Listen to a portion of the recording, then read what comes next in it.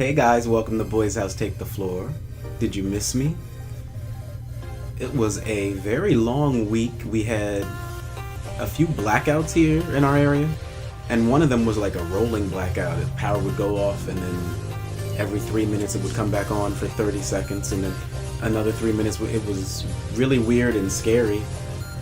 I don't know if it's global warming or Russia, but we should be worried. Then we had a bunch of rainstorms come through, really loud, obnoxious, a lot of flooding. With all that, I kind of just decided, let's take a week off. And I was having a really good week too. Like, I would actually even say maybe the best week I've had all year. It's been a really good week. I've been enjoying myself. I'm excited for the summer. I hope you guys had a good week. I got a lot of plans coming up.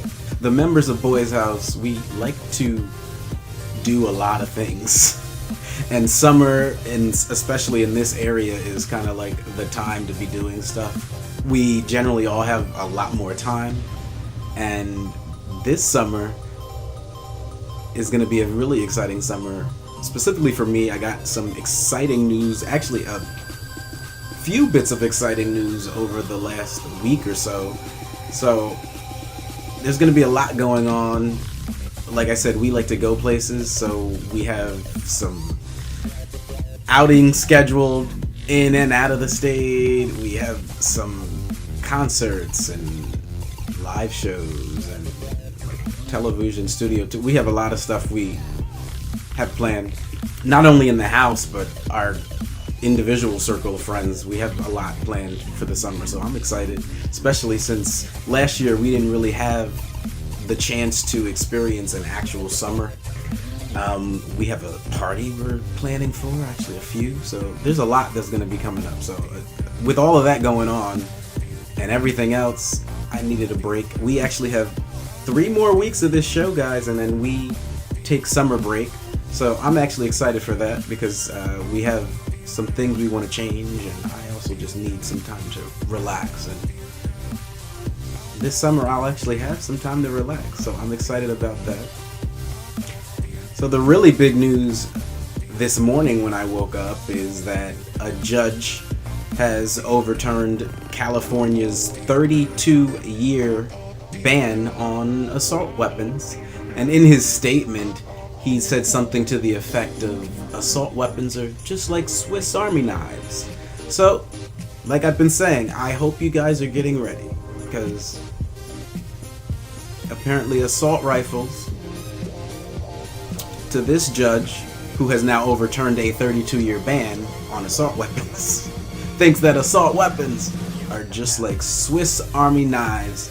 I'm pretty sure that the hundreds, I think we're at thousands now, of people who have died in the mass shootings and from all the gun violence in America, they really probably wish that the person who killed them had a Swiss Army knife, but you know, they're very comparable according to this judge. So that's interesting. We'll see how that plays out. He did leave it open to appeal, so I'm sure there'll be a lot of appealing and lots of petitions signed, and I hope everybody's paying attention to what's happening in the world.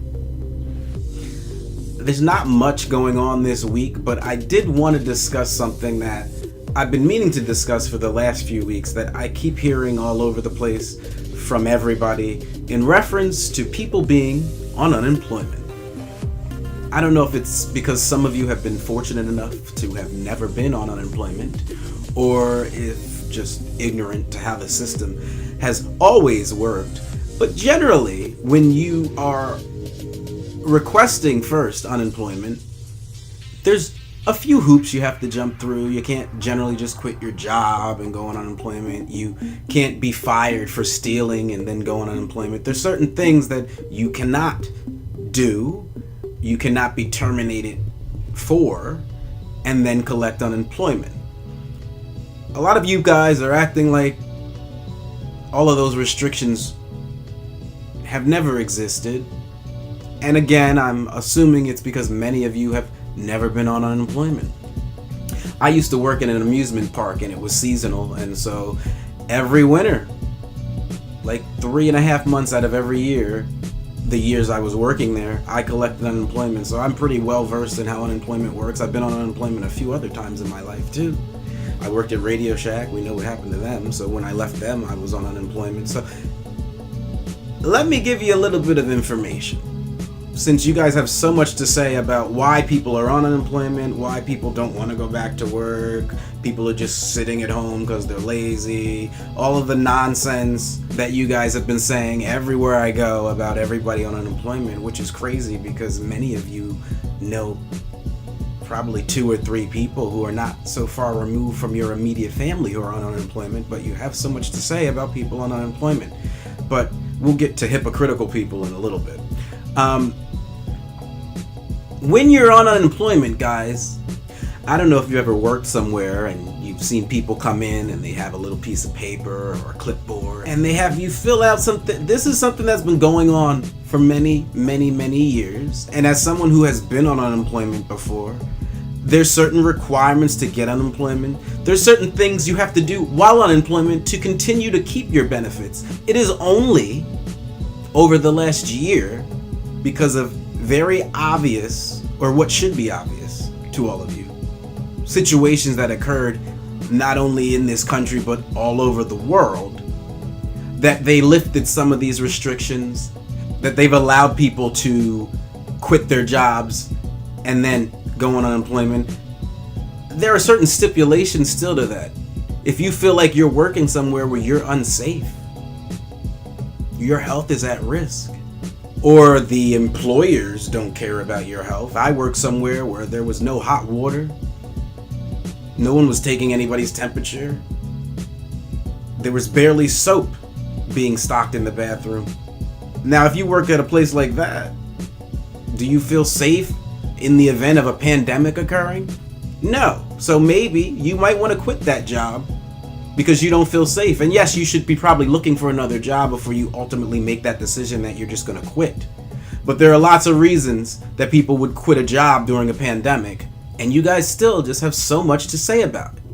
The most important thing about unemployment is that all of us who have ever worked in this country, and most of us maintain a consistent job, we're paying into unemployment every single paycheck. We're giving money to unemployment. That's our money. So whenever I decide I don't want to be employed, or my employer decides they don't want me to work for them anymore, all that money that I've given to the bank of unemployment, some of that belongs to me. So the other thing I don't understand is why you guys are so up in arms about people collecting the unemployment for which they paid into the system to get.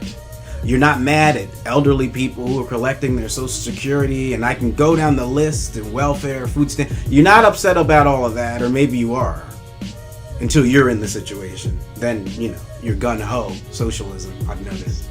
Hypocrites. But generally speaking, as again, someone who's been on unemployment, these restrictions are in place. It is only because that we had an international pandemic that most of these restrictions have been lifted. And they haven't been lifted permanently. They have been lifted temporarily while we get the country back in order, the economy back up and running, and people vaccinated so that everyone stops dying. So please stop complaining about people being on unemployment, because soon they won't be, because there will be restrictions again on how you get unemployment, what you have to do to keep unemployment, and who deserves unemployment. Those restrictions will come back. But right now, we have a fire burning. So let's stop worrying about wasting water. Right now, our government's going back and forth with an infrastructure bill that I feel like one side just doesn't want to get past at all.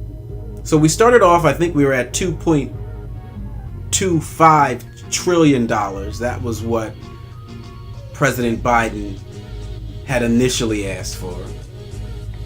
They went back and forth, and then he came back with, I think now we're down to like $1.4 trillion. And then the Republican response is, we'll give you I think it's like $900 billion. Like, do you know how many people, again, live in this country? 321 plus million people.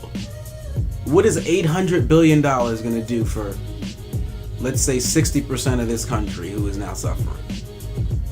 And really, the bigger conversation should really be for most of you guys is why, if you think people would rather sit at home and collect unemployment, why is that more beneficial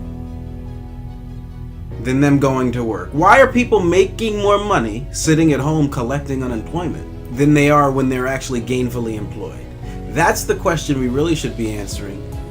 People are up in arms. The memes are flying all over social media. They're joking, and it's like all games about people who want to make $15 an hour to do, service and labor jobs.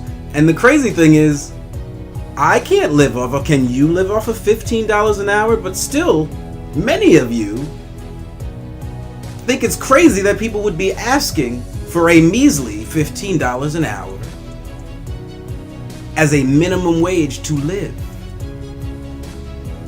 I could not live off of $15 an hour. Maybe, I don't know, when everything in my life is paid off and I'm like 75. I don't know how anyone could, but I assume that someone who's making $15 an hour probably lives with someone else. I hope there's more than one income in the household. Maybe they're a child and so they're dependent, but it's a measly amount of money, and yet still people, they want $15 and like, at some point you guys have to really look in the mirror and ask yourself, are you part of the solution, part of the problem, or even worse, not even involved at all? I'm going to leave that up to you guys to answer. So there's been a lot of changes in my schedule this week, so you're actually probably going to see a few more episodes than you normally would, a few more uploads than you normally would coming up the next few weeks. Over the last, 2 months, I've had people all over my personal life, as well as Tommy and Jesse, they've mentioned, just asking us questions. Also, you guys have emailed and messaged a few of us in reference to relationship questions, friendship questions, issues with your family. So I figured rather than answer it here, I'll probably do a small micro chat on that. I might have some special guests, so stay tuned. Look out for that. You'll probably see that coming up in the next week or so. And make sure you're subscribed. Get your friends to subscribe, because we're going to have a bunch of uploads coming. And you want to make sure you get all of them in before we take our summer vacation. Yeah, I know I keep mentioning it, but I'm excited, guys. You guys have a really good week. I hope you had a great Memorial Day. The weather's supposed to be a lot better this coming week, so enjoy it, guys. And I'll see you next time. Bye.